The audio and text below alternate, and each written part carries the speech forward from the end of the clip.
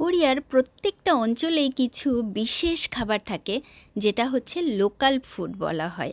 অর্থাৎ ওই স্থানীয় কোনো একটা বিশেষ খাবার খুব জনপ্রিয় খাবার। তো আমি নিয়ে নিয়েছিলাম মুরগির মাংস একেবারে হাড় ছাড়া চামড়া সহ। এই খাবারটা আমি লোকাল ফুড তৈরি করব, কোরিয়ার একেবারে বিখ্যাত বা জনপ্রিয় একটা লোকাল ফুড। তো প্রথমে ওই যে মাংসটা নিলাম এবং আমি যে মশলাটা তৈরি করব এখানে আছে পেঁয়াজ, রসুন, আদা এবং মরিচ কুচি। তার ভিতরে দিয়ে দিলাম চিলি পেস্ট সস, কচুজাং, ছামখিরুম অর্থাৎ সিসেমি অয়েল, ঘানজাং, সয়া সস, একটু মধু, কোরিয়ান মরিচের গুঁড়ো, একটু ব্ল্যাক পেপার পাউডার দিয়ে এখন খুব ভালো করে এটাকে মিক্সিং করে নিচ্ছি। আপনারা যদি এখন অন্য লবণ অ্যাড করতে চান সিজনিং সল্ট ব্যবহার করবেন। হালকা তেলে আমি মাংসটা ভেজে নিচ্ছিলাম, তার ভিতরে দিয়ে দিলাম একটু পানি, এগুলো হচ্ছে মিষ্টি আলু, এখন ওই জ্যামটা দিয়ে দিলাম। বেশ কিছুক্ষণ নাড়িয়ে চাড়িয়ে দিয়ে দিয়েছিলাম রাইস কেক মানে ত্বক, আর তার সাথে ছিল পাতাকপি একেবারে ফালি ফালি করে।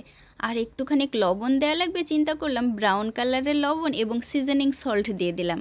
আর এখানে কিন্তু অ্যাড করা হয়েছিল তিলের তেল, সিসেমি অয়েল। কোরিয়াতে আমার শ্বশুর বাড়ি গাংওয়ান-দো একটা জায়গার নাম, একটা বিভাগের নাম। ওই এলাকার বিখ্যাত খাবারই হচ্ছে এই যে থাকখালবি। আজকে যেটা রান্না করেছিলাম এই খাবারটার নামই হচ্ছে থাকখালবি।